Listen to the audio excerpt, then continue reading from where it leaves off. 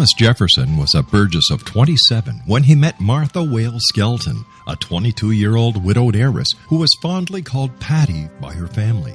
They were married on January the 1st, 1772, and they took up residence in a cabin on the building site on top of a Virginia mountain that Thomas had named Monticello. As Thomas and Patty slowly built their first version of the great house at Monticello, the Revolutionary War was heating up.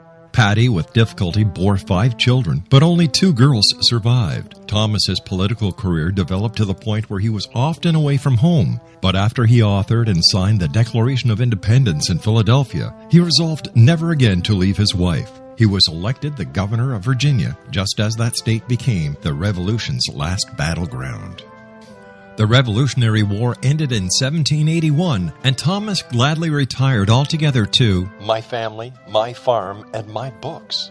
But Patty continued to want to bear her treasured husband a son, and late in the summer of 1782, she died of kidney failure at the age of 33, 4 months after having borne yet another girl. Thomas was so devastated by her death that he never remarried.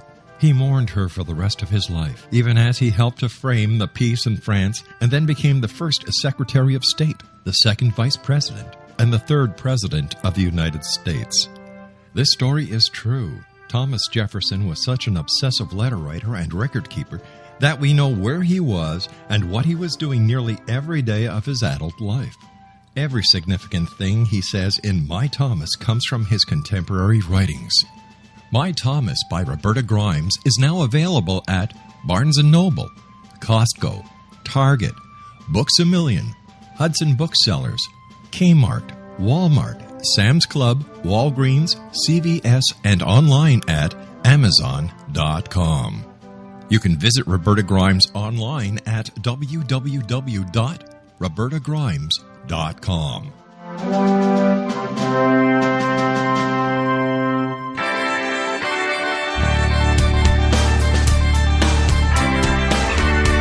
You're listening to the X-Zone Broadcast Network, www.xzbn.net, radio's authority on the world of the paranormal and the science of parapsychology, celebrating 25 years of broadcasting around the world and to the great beyond.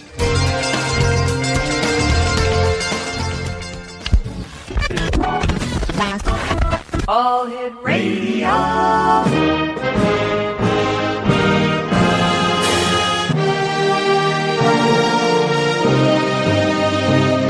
Welcome to the X-Zone, a place where fact is fiction and fiction is reality. Now, here's your host, Rob McConnell.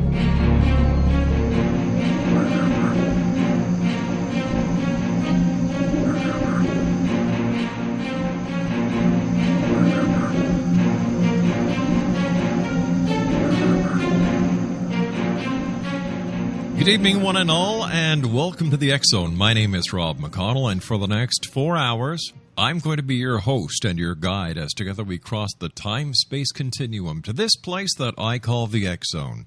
It's a place where people dare to believe and dare to be heard. It's a place where fact is fiction and fiction is reality, and the X-Zone comes to you Monday through Friday from 8 p.m. Eastern until midnight on the X-Zone Broadcast Network and our growing family of broadcast affiliates, including the digital Broadcast Network and the Digital Satellite Network. Worldwide toll-free 800-610-7035. My email address is xzone@xzoneradiotv.com. On all social media sites, X-Zone Radio TV. And you can listen to the live show, like I said, Monday through Friday from 8 p.m. until midnight. And the rest of the time, you can listen to the best of, giving you 7, 24, 365 X-Zone shows.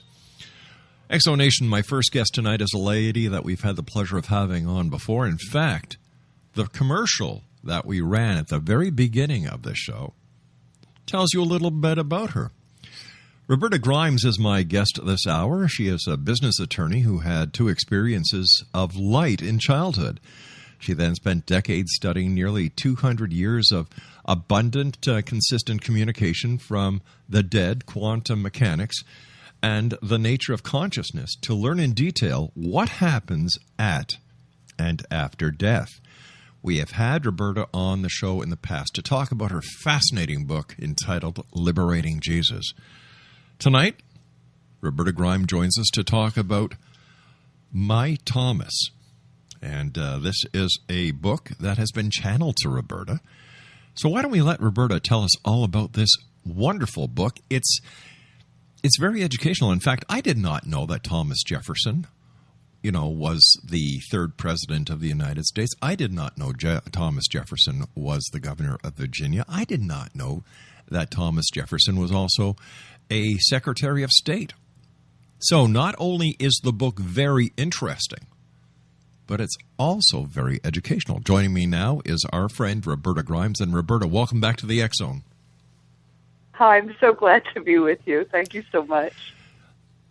Last time we had you on the show, we talked about liberating Jesus. And now, as I was telling the audience, this informative book, and yet this is a book that you say was channeled to you. Tell us about it. Well, I didn't know it was channeled. Liberating Jesus was something that happened to me beginning in February of 2015. My guy broke into my daytime life, told me I had to write a book about Jesus. Right. Didn't tell me I'd be writing it with Jesus. I've always been on a need-to-know basis with this guy. But after we had written the book, I thought I was doing something that Thomas Jefferson had done when he was alive, but he had written that book, but he had never published it, and he wanted me to write it. He turns out to be my primary spirit guide. I mean, the poor man, I can't imagine he's spent his whole life guiding me, but that's all right. He told me in the beginning that I was writing a book that he had written as Jefferson and never published. Now, people who know Thomas Jefferson, who have studied him, know that he was a very spiritual man, and he, in fact, cut up 4 Bibles, English, French, Latin, and Greek, and created what they call the Jefferson Bible. He would read the words of Jesus side by side. That's the only part of the Bible he read, and only the words of Jesus that he believed Jesus actually had said. So he was a very sophisticated guy. He was kind of doing the liberating Jesus thing 200 plus years ago. But only after Liberating Jesus was published did he tell us the rest of the story. I've loved writing my whole life, and I wrote, just off the top of my head, I thought, wouldn't it be fun to write the story of Thomas Jefferson's marriage? Many people don't know that he was married for 10 years. His marriage spanned the Revolutionary War. After his wife died, he was 39 when she died, and literally after she died, he was a broken man for the rest of his life. Yeah. He was never the same. He never loved again, never married again. The Sally Hemings story is not true. It's just the best love story you can imagine. So I wrote it, and it was easy, and it was fun, and I just had a wonderful time with it. It's the best thing I'll ever write. And it was published by Doubleday in 1993. So after Liberating Jesus was published, Thomas got a lot more mellow, and he allowed us how he had channeled that book. And I said, "You did? That's big news." I communicate with him still through a medium, but it feels like he and I are talking. He said, "Oh yeah, he had needed to prove that I could channel, so I could channel the master." And then he said, Jesus made the decision in the 80s that he was going to do the book that became Liberating Jesus. And so Thomas, what a guy, proposed me to write that book. And in order to do it, he had to be able to prove that I could channel. And so we have a memoir by a man so private when he was with us that he never wrote any memoir. He burned his wife's letters and papers. And then because it was an easy story for him to tell, he told the story of his life during the Revolutionary War and the story of his marriage. Isn't that extraordinary? It certainly is. I've doing this show over the last 25 years, I've spoken to people who channel John Lennon, who channel Princess Diana, and the list goes on. But you're the first person that I've ever had on the show who channels Jesus, and not only Jesus, but the third president of the United States, the first Secretary of State of the United States, and the governor, the first governor of Virginia, Thomas Jefferson. Now, I have to ask you this. Right. How did you get these two to be your guides, or to what did you do? I didn't do anything. It turns out, according to Thomas, and he says, "You may call me Thomas." That's not his eternal name. Jefferson wasn't even his last lifetime. He had one after that. He says he and I have had 17 lifetimes together, where we go back a long way. And I actually can recall a lifetime I had when he was Jefferson. When he was an older man, I was the young male protege of his. I think I was Richard Rush. But up until this year, Rob, I was as dry as toast, totally not psychic. Right. I had no idea this was all going on. He has spent my whole life guiding me to do the things I needed to do so I could write his book about Jesus, that he had meant to publish as Jefferson never had done, and now says, amazingly, was his most important task for his Jefferson lifetime. He needed to get that finished, and that's why I agreed to do it when I came in, I guess. But I had no idea this. So you're right. This is just beyond strange. It really is. But it happened, and when you're in the middle of something like this, you don't question it because it's so real. It's like, this is amazing. Sure. And I still feel that way. I still do. I can't get over it. You said that you and Thomas Jefferson have had a number of lives together in the past, right? Yes. Is it possible yes, that's what he says. Is it possible then that you are the reincarnation of Martha Wales Skelton? I don't think so, because we asked him if I had been in his Jefferson lifetime, and he said, yes, of course. And who was I? And he said, the boy Richard. And that has to be Richard Rush. That's the only boy who was close to him, and he was an old man at the time. I even remember his voice a little bit at that time, and the way he was to be around. I wasn't Patty. In fact, when Doubleday first published my Thomas in 1993, I heard from a woman who said that she was Patty, and she seemed to know a lot of stuff. So I sort of filed that away, but she may actually have had a lifetime contemporaneous with mine. I have no idea. Yeah. I mean, none of this is real, except it is real. So therefore, you get to a point in your life, Rob, where you no longer care what people think. Yeah. This is a very important, my Liberating Jesus is a very important story. My Thomas is a very important story. Thomas Jefferson is one of the greatest people who has ever lived, and the person who actually is that person, my guide, would never say that. He's so over having been Thomas Jefferson, which amazes me. But I revere the man, and to know more about what he was like before his wife died is, to me, a very important kind of thing for scholars to do. He was a different man. After Patty died, he became much sort of colder, gruffer, opinionated. He was a soft man. He was a man in love like you've never seen a man in love. And that's a beautiful thing. It's a lovely love story. You know, you have said that Thomas Jefferson was a very important man, and he certainly was. You know, people don't realize, and I'm sure a lot of the listeners don't realize, that the Monticello is actually on the back of the Jefferson nickel.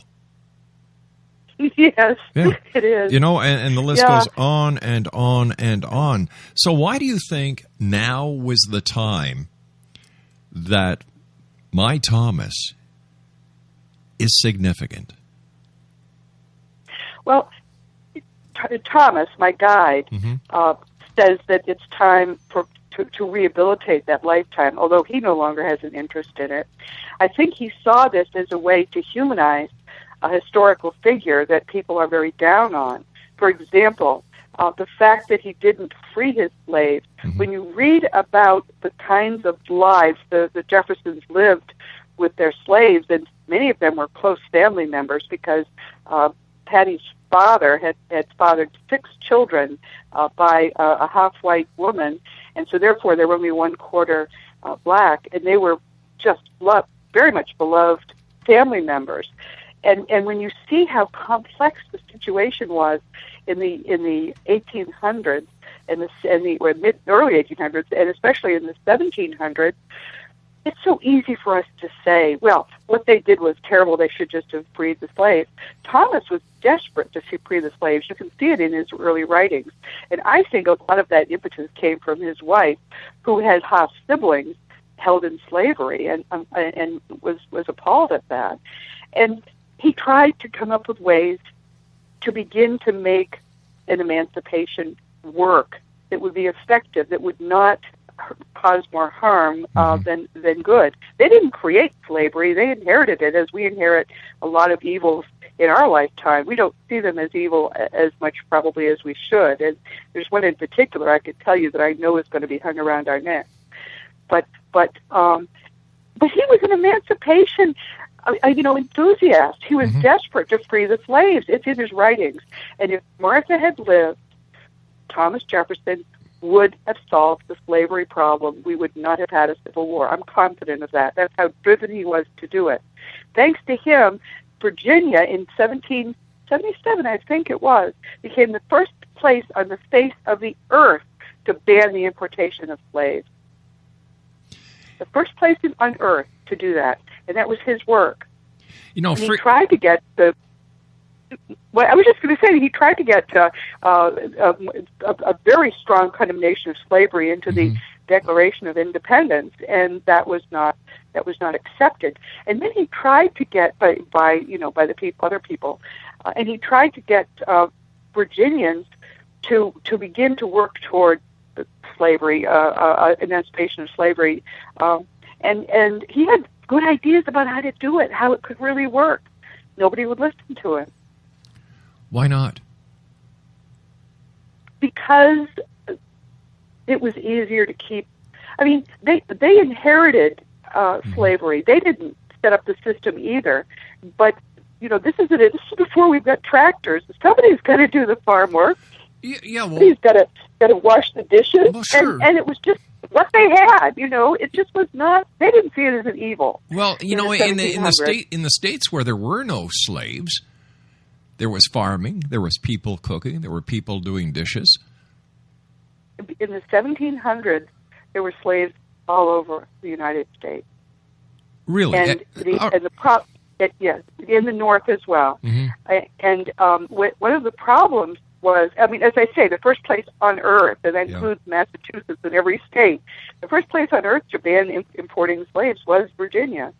But the problem was that when they freed slaves, and there were places where there were freed blacks in this country, in the United States, they lived horrible lives, and that's what upset Thomas as much as anything. He thought it was wrong to just sort of turn them loose and then make them live as the dregs of society. So what he wanted to do was to set up a separate state where, and first raise them, educate the children so they could live independently, and then let them live in their own state and come together by what he called natural migration, as all peoples come together, because they were basically brought here from Africa and forced into servitude here. This isn't healthy for either side, for the brutalization that it does to both white and black people. So he was trying to really fix the problem, which we still have not fixed to this day. Exactly. Nothing has changed. Right. That's the tragedy of it.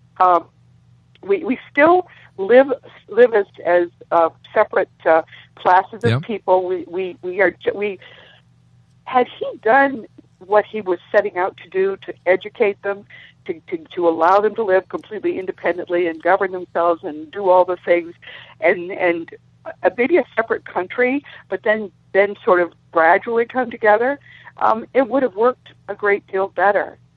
The one thing he was afraid of is what we actually did, which was one day suddenly they're free, and they're abandoned. They're not allowed. They're not educated. Nothing is done for them. That's exactly what he was afraid of, and that's what ended up happening. But was there segregation within the Declaration of Independence that he was part of? No. It's with the first version of the Declaration of Independence included what John Adams called Jefferson's philippic against the slave trade. One of the biggest indictments he had against the British was that they had foisted slavery on the colonies. It was a tremendous evil. He wrote that into the Declaration, but they couldn't get the Southern states to accept those words. But think about what he did when he was writing this. The historic right people had was to life, liberty, and property. Life, liberty, and property. What he wrote was that we had the right to life, liberty, and the pursuit of happiness. Mm-hmm. Not property. Right. And he did that for a reason, because he didn't want people who called human beings their property to, as he says in My Thomas, I don't want them to look for comfort to the Declaration I'm writing. The pursuit of happiness was what he wanted for everybody, including people who were slaves. I mean, they loved the Hemmings family. Benny Hemmings had, I think, 12 children, and 6 of them were only 1/4 black, and they lived with the family. They were the house servants, but they weren't house servants in any sort of a negative way. I mean, everybody had role. Patty worked beside Betty, at the tubs, just did the same stuff that Betty did. They were very, very close. So help me understand. Naturally.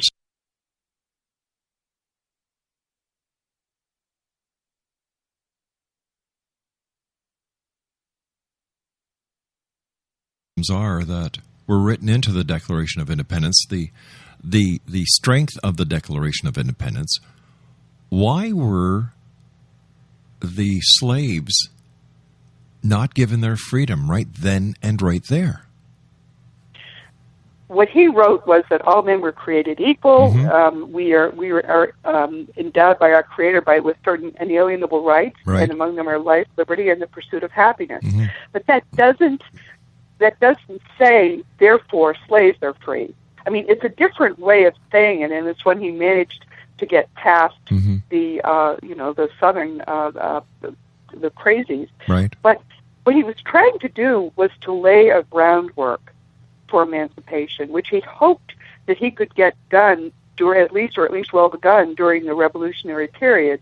While we're getting our own freedom, we need to come up with a way to free these other people too. But they wouldn't listen to him. It's funny because he wanted to have an independent country that the slaves would go to and basically be educated and then be brought into society, if I can use that word, and I don't mean to be disrespectful to anyone who's listening. Right.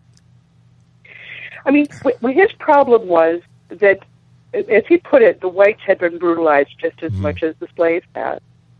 You couldn't force them to live together. Mm-hmm. What you had to do was to raise a couple of generations of people who had been born in slavery, teach them to be free people, educate them and prepare them to govern themselves, and let them do it. But let's come together as true equals. But why wasn't the same consideration given to the Native Americans?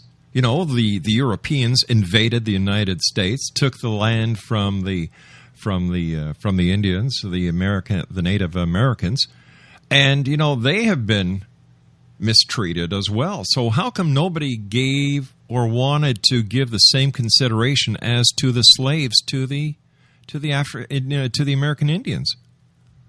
Well, the Indians were at that point free. I mean, during the Revolution, they were very much involved on the side of the British.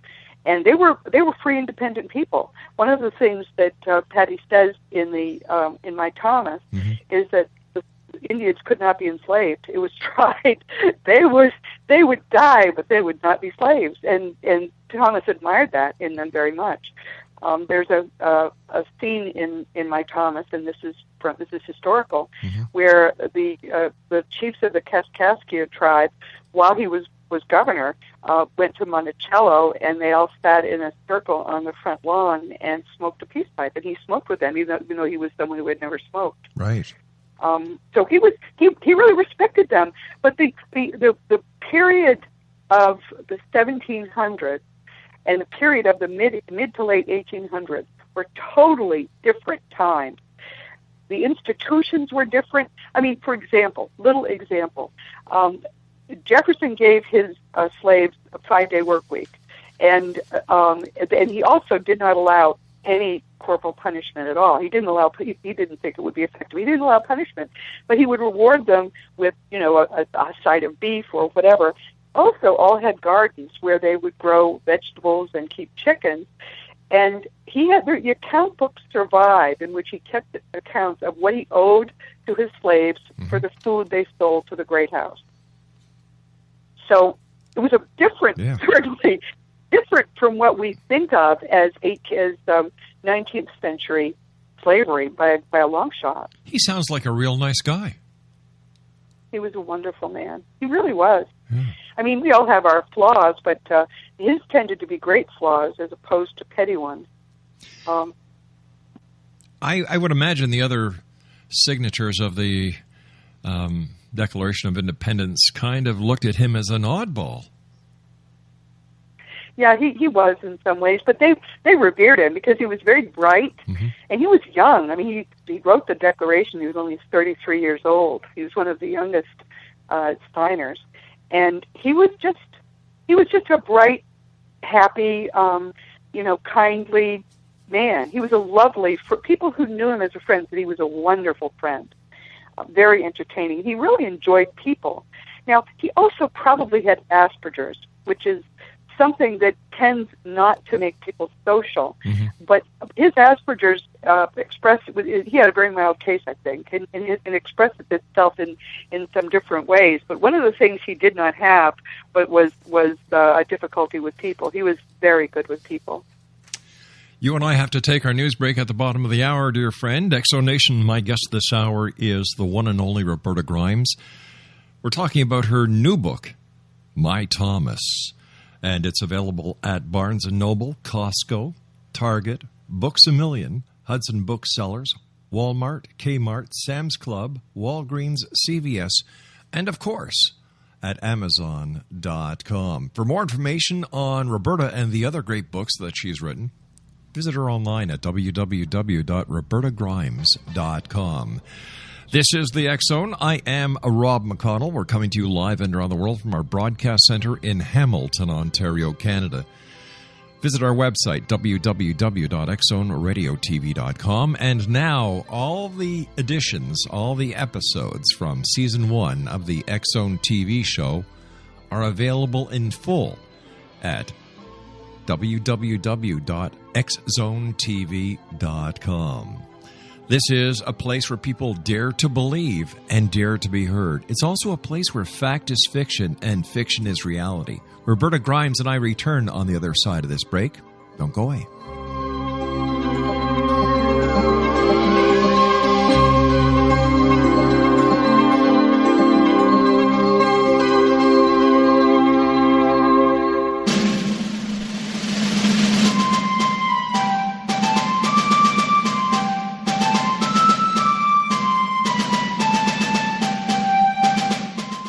Thomas Jefferson was a Burgess of 27 when he met Martha Wales Skelton, a 22-year-old widowed heiress who was fondly called Patty by her family. They were married on January the 1st, 1772, and they took up residence in a cabin on the building site on top of a Virginia mountain that Thomas had named Monticello. As Thomas and Patty slowly built their first version of the great house at Monticello, the Revolutionary War was heating up. Patty, with difficulty, bore 5 children, but only 2 girls survived. Thomas's political career developed to the point where he was often away from home, but after he authored and signed the Declaration of Independence in Philadelphia, he resolved never again to leave his wife. He was elected the governor of Virginia, just as that state became the Revolution's last battleground. The Revolutionary War ended in 1781, and Thomas gladly retired altogether to my family, my farm, and my books. But Patty continued to want to bear her treasured husband a son, and late in the summer of 1782, she died of kidney failure at the age of 33, 4 months after having borne yet another girl. Thomas was so devastated by her death that he never remarried. He mourned her for the rest of his life, even as he helped to frame the peace in France and then became the first Secretary of State, the second Vice President, and the third President of the United States. This story is true. Thomas Jefferson was such an obsessive letter writer and record keeper that we know where he was and what he was doing nearly every day of his adult life. Every significant thing he says in My Thomas comes from his contemporary writings. My Thomas by Roberta Grimes is now available at Barnes & Noble, Costco, Target, Books A Million, Hudson Booksellers, Kmart, Walmart, Sam's Club, Walgreens, CVS, and online at Amazon.com. You can visit Roberta Grimes online at www.robertagrimes.com.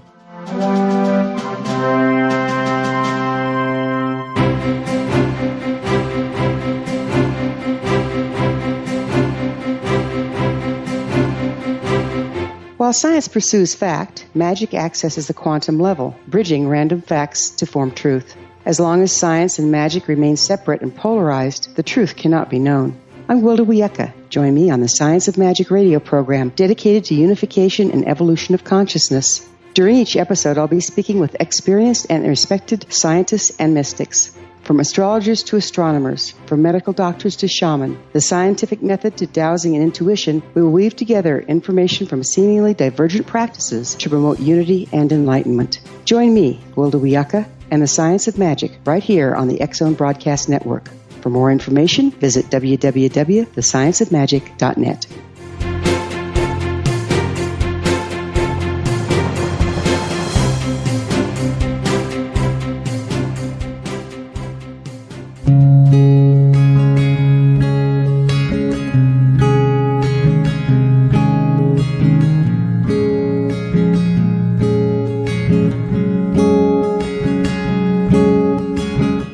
Starr began to demonstrate a metaphysical connection to the spirit world as a little girl. Her family noticed the connection, but it was a great-grandmother who told the family that Linnea was indeed gifted. The great-grandmother, who was also gifted, felt that Linnea had indeed inherited these attributes. It has been noticed that oftentimes such things are passed down through the generations. Linnea was also born with a caul, a thin white membrane across a newborn's face. Legend has it that if the baby is born with this caul, the child will have second sight, or what we call psychic abilities. Linnea Starr does past, present, and future, and has the gift of prophecy. It is written within scriptures that if you are able to give factual information, and prophecies indeed come true, the gift indeed comes from the divine realm. Linnea Starr does large interactive groups as well as private gatherings. For more information on Linnea Starr or to contact Linnea for a one-on-one consultation, visit her website at www.linneastar.com. That's www.linneastar.com.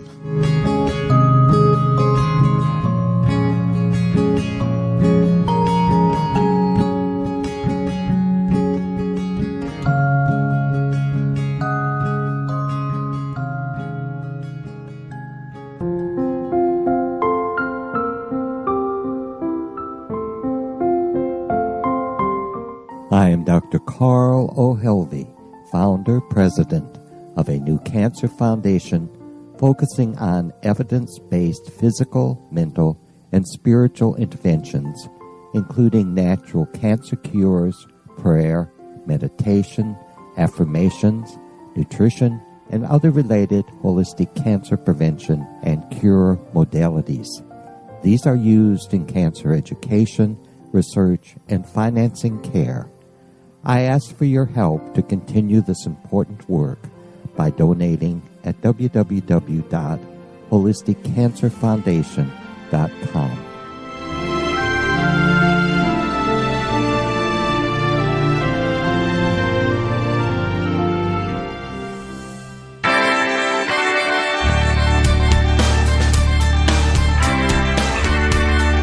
listening to the X-Zone Broadcast Network, www.xzbn.net. Radio's authority on the world of the paranormal and the science of parapsychology, celebrating 25 years of broadcasting. Broadcasting around the world and to the great beyond.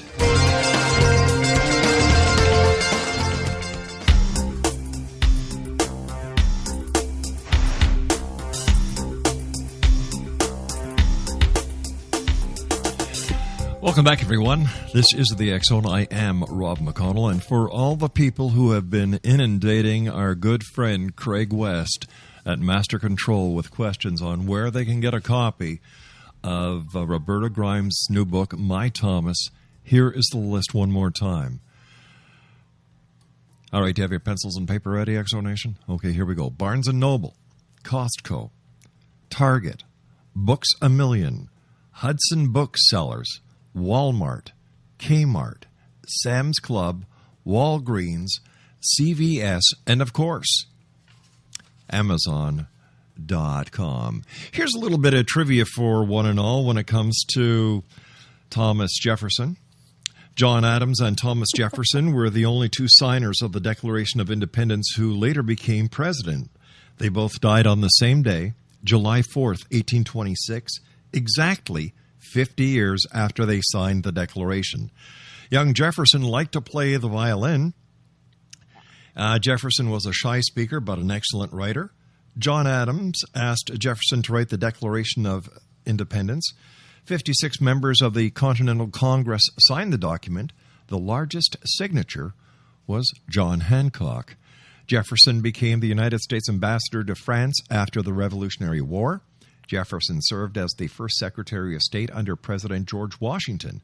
Jefferson bought a huge area of land from the French called the Louisiana Purchase that doubled the size of the United States. The explorers Lewis and Clark were sent by Jefferson. The explorers Lewis and Clark were sent by Jefferson to explore the West to find a route to the Pacific Ocean. Jefferson founded the University of Virginia. Jefferson's home in Virginia is called Monticello, which is built on Tom's Mountain. After the War of 1812, Jefferson sold his personal library of more than 6,000 books so that the Library of Congress could be restored because the British destroyed the library by setting fire to the Capitol.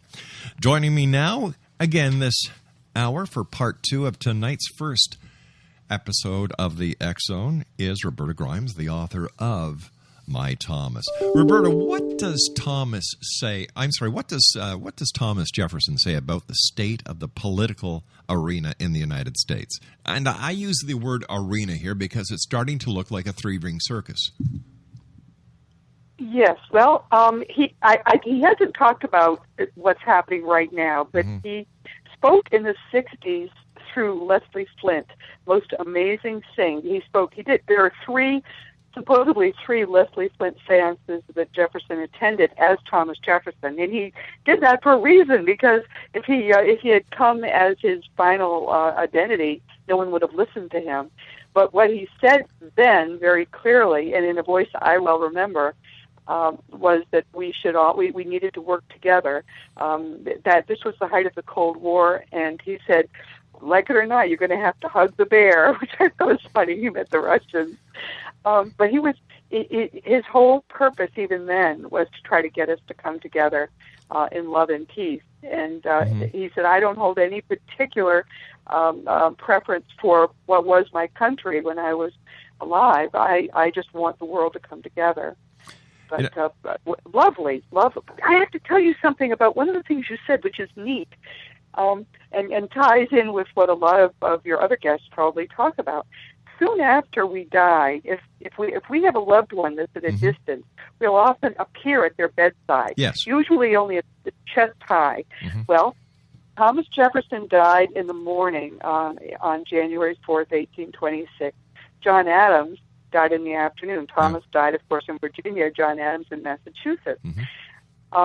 Adams was moribund early afternoon of that day, but he stirred, he opened his eyes, and he said, Thomas Jefferson still survives, and those were his last words.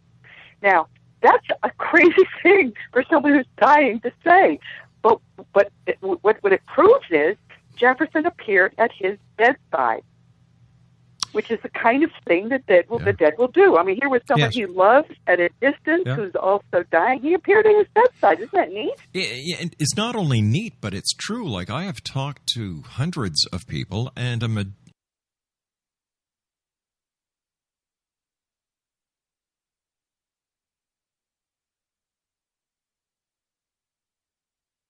people, before they make the transition, their family are there. They are met. They are greeted. They are loved. And you see, I look at life in a very funny way, thanks to the wonderful people I talk to all the time. I believe that right now, Roberta, you and I are in the caterpillar stage of our trip, our existence. Yeah. When we go or when we die, we enter the cocoon. And when the transition is completed from this side to the other, that's when we come out of the cocoon as butterflies. Yes, that's right. The two most common insect signs the dead will give us, and really the only two that they give us, are butterflies and dragonflies. Both because we're going to notice them. I mean, they're arresting-looking insects. Also because they both go through the chrysalis stage, where a caterpillar turns into first sort of goes to sleep for a while and rearranges, and then turns into a beautiful insect. You know what I find rather lovely thought. Yeah, I find it very, very interesting that the second vice president during the second term of office for Thomas Jefferson was George Clinton. You know, you can't account for taste. What can you say? You know, they say things come in threes. So you've got Bill, you've got Hillary, and you've got George. You got George. Yeah. Right. I just never thought of it that way. Oh, isn't that funny? Yeah, and you know, Thomas Jefferson lived a very productive life. He passed on at the age of 83. And over those 83 years, he accomplished so much. He touched so many lives, and he made such a difference in the greatest country that we know of today, and that's the United States of America. And hell, I'm a Canadian saying that. Right. Well, if it were up to him, you would be an American. He was very frustrated that they weren't able to take Canada during the Revolution. They tried. They tried to unite the Canada with the United States, but it didn't happen. Well, I'm glad it didn't, because we don't want your deficit. No, you're doing very well right where you are. No, I fully expect one day that Canada and the United States will join. It's only a natural progression. It seems to be the case that something like that will happen. But what we really need to work on now, and what Thomas's whole purpose now, is to unite the world, to raise the consciousness of everybody on the planet, and unite the world in love and brotherhood, and bring the kingdom of God on earth. That's what he's working on now, which is, you know, it kind of makes everything else he's done seem small in a way. But that's exactly what he wants. He wants us all to come together in peace and love and never ever have another war. And you see, that's what all the great people that we have had on this planet since the beginning have been trying to get through our heads. And for some reason, humans are... I'm hitting a piece of wood here. You know, we're headstrong. Right. We're headstrong. Yes. You know, we can go through the time... Let's just take recent times. John Lennon, Mother Teresa, Gandhi, and all these great people have been giving us the simple message: all you need is love. And I believe, Roberta, that if we were to take the time to understand, learn about each other, respect each other. You know, if you want to be a Buddhist, go right ahead. I'd like to learn about that. You want to be a Muslim? Great, I'd like to learn about that. You want to be whatever. Let's learn, let's exchange, and let's get to the crux of the matter that we are all here on this very small, minute rock floating in space. And we can accomplish so much. We're here to learn yeah. Yes. We're here to learn how to love perfectly and how to forgive completely, which is what Jesus told us. That's why we're here.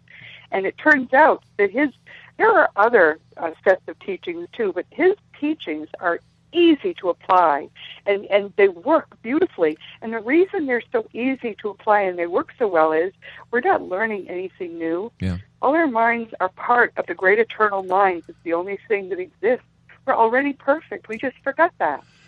So by following the teachings of Jesus and a few other great teachers, we can just remember who we are, and then there'll never be another war.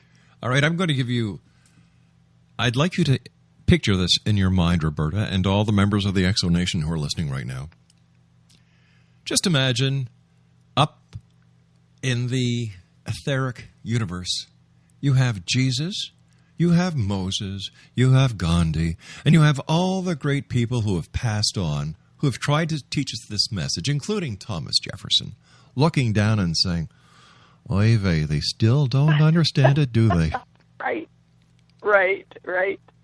That's right. Yeah. You know, and then very people... frustrating. Sure it is. And then people wonder why I don't believe that extraterrestrials are visiting this planet. Because if they came to this planet, we'd destroy them. Them. That's an interesting point. I don't know as much about extraterrestrials as I do about the afterlife. Mm-hmm. I haven't made a major study of it, but apparently we are being protected by a very advanced race of non-material extraterrestrials. Arcturians is what they are, and they don't materialize for the very simple reason that they're scared of us. I don't blame them. It's like we're the fierce animals in the zoo, and they're protecting us from negative entities, but they don't get too near us. They beat us with a very long pole. Yeah. Isn't that awful? But it's true. You know, it's true. Yes. And then people try to convince us that we are the top species on the totem pole of life on this planet, and I say, bull peppers.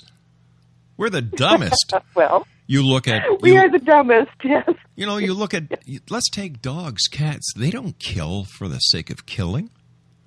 They don't destroy for the sake of destroying. And yet, look what we do to each other as humans. Yes. We're here to learn. We've just forgotten that we're here to learn. We take it seriously in all the wrong ways. But think about this, Rob. Mm-hmm. If even 15% of the people on the earth would seriously and devoutly follow the teachings of Jesus as strictly as he wants us to follow them. And that, by the way, it's easy, it's fun, it makes you very happy. That small number would be able to raise the consciousness of the whole planet because our minds are all connected. So if anyone really wants to do something useful, you can't change the world till you change yourself. Exactly. My next book, please tell me. It's going to be called The Fun of Growing Forever. And it's about exactly that, how to use modern life. Mm-hmm. If you can't meditate, which I can't, or chant, or do yoga, or anything else, how can you use your modern life to rapidly raise your own spiritual vibration? There are tricks to doing it. Well, I think when enough people do it. I see what you're talking about around Christmas time. That's Christmas spirit where people go deeper into their pockets to, they put the money in the Salvation Army jars. They go through their closets to see if there's any clothes that they can give to the less fortunate. They give money and food to the food bank. And I often wonder, why only at Christmas? Because there are people who are cold, there are people who are hungry all year round. Why can't we keep that spirit going or bottle that spirit and, we'll take a swig of it once in a while throughout the rest of the year? Well, that's where we're going. There's an effort underway. Mm-hmm. Interestingly, you talked about the people at the highest levels of reality and how frustrated they might be. Sure. For most of the last 100 years, they've been working toward raising the consciousness of this planet, and it's happening fast. now. It seems to have picked up speed after the Second World War when we exploded atomic bombs in anger, and they decided they really had to fix it, or else we were going to destroy the planet. And I mean, in 2010, when the first issue or first edition of The Fun of Dying came out, I did a lot of speaking before groups, and everybody had a blank look on their face. They asked stupid questions. This is just 5 years ago. Now, when I speak, and the change seems to have happened around 2012 or 2013, other people who also talk about these things say the same thing. When we talk before groups, nodding, smiling, great questions, everybody gets it now. It's amazing, and it's happened fast. You see, so there's hope. I'm sorry, dear. Right, I just said, so there's hope, because it is happening. We just have to help it happen, that's all. You know, when I started this show 25 years ago, everybody was saying it was the aliens. And then a few years later, it changed to angels. And then a few years later, it changed to the karmic energies. And now, so it seems about every 6 years, there's a new reality that pops into everybody's mind, and now it's spirituality, and I think we're getting closer to the answer. Yes, exactly right. You're so right.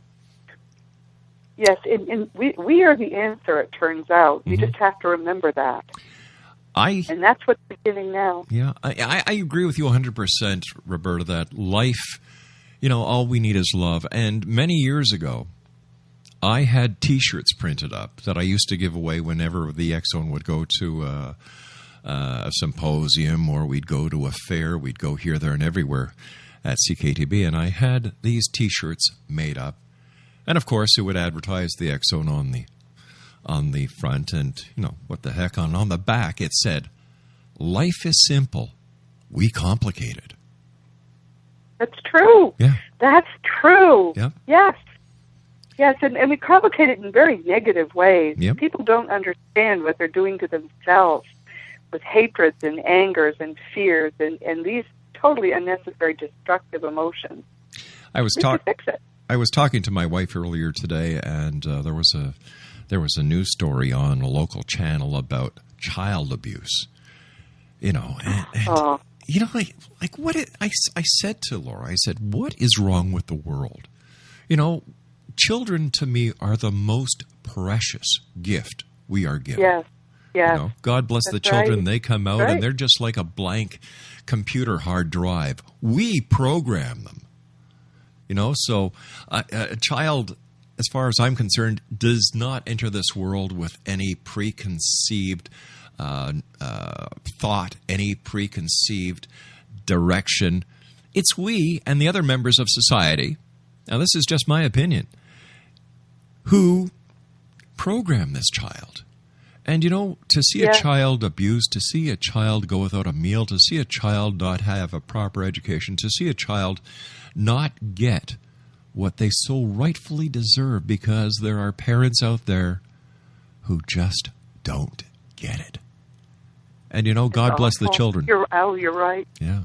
That's right. It's awful. But all of those are symptoms. The core problem is that we have destroyed ourselves internally, and we need to basically forget all of the negativity that we seem to think we need to stay alive, and remember what we really are, because we're already perfect. Yeah. And that's the thing people don't get. They think it's going to be hard to grow. It's not. It's easy. It's a matter of forgetting. And then your true self shines through.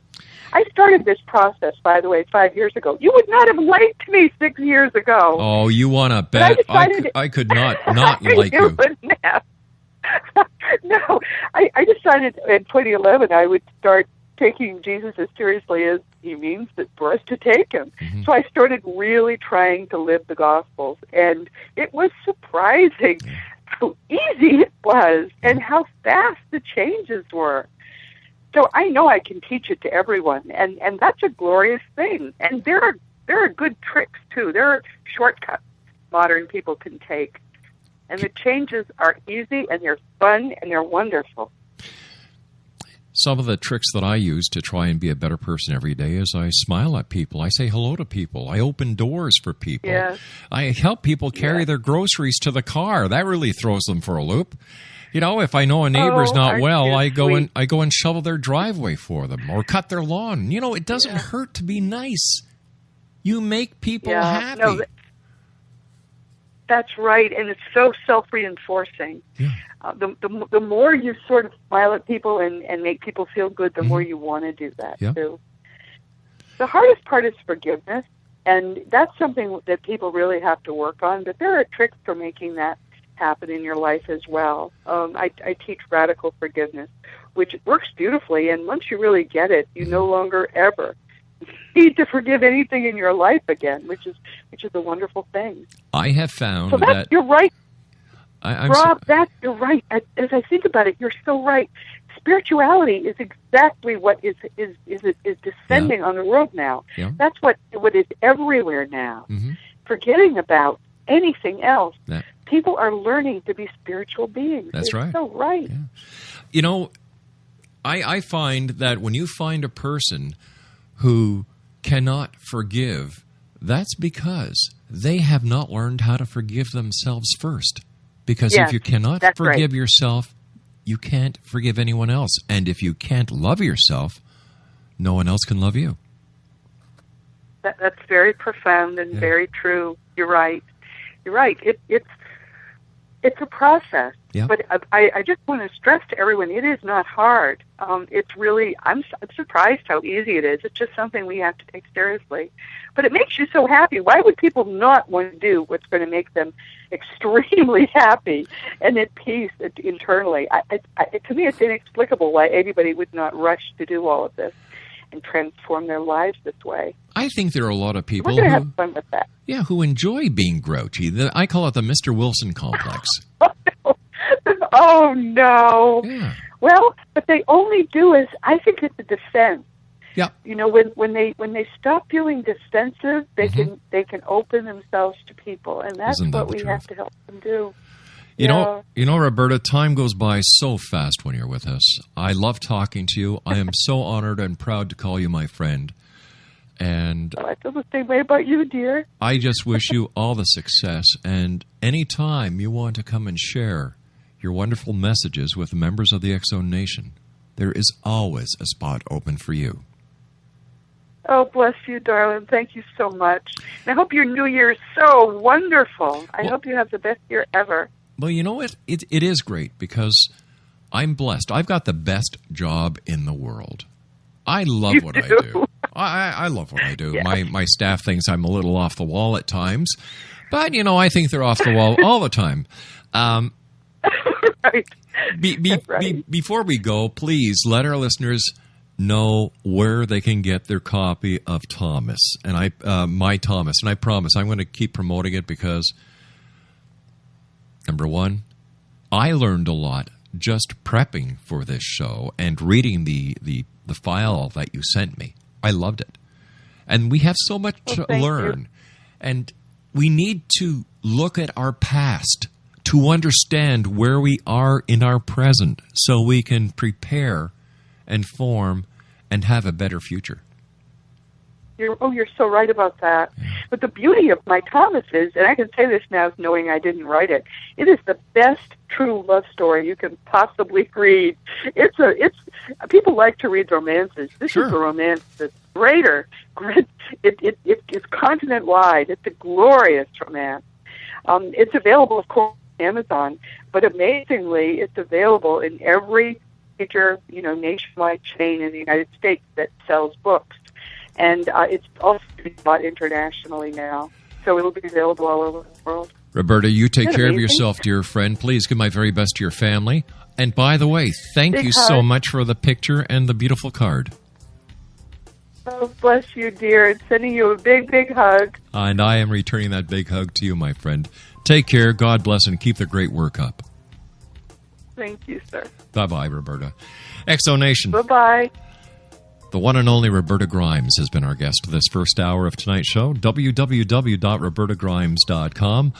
My Thomas is her new book, and it's available at Barnes & Noble, Costco, Target, Books A Million, Hudson Booksellers, Walmart, Kmart, Sam's Club, Walgreens, CVS, and Amazon.com. Now, when I come back on the other side of this break with the news, we're going to be joined by a psychic who's going to tell us all that she sees for the year 2016. This is the X Zone. I am Rob McConnell, and we'll be back on the other side as we continue investigating the world of the paranormal, the science of parapsychology, and all topics in between. Send me your emails. Love getting your email. X-Zone at XZoneRadioTV.com. Check us out on all social media sites, X-Zone Radio TV. And speaking about X-Zone TV, all the 12 episodes from Season 1 of the X-Zone TV show with yours truly, Rob McConnell, are now available for complete viewing at www.xzonetv.com. I'll be back on the other side of this break. Don't go away.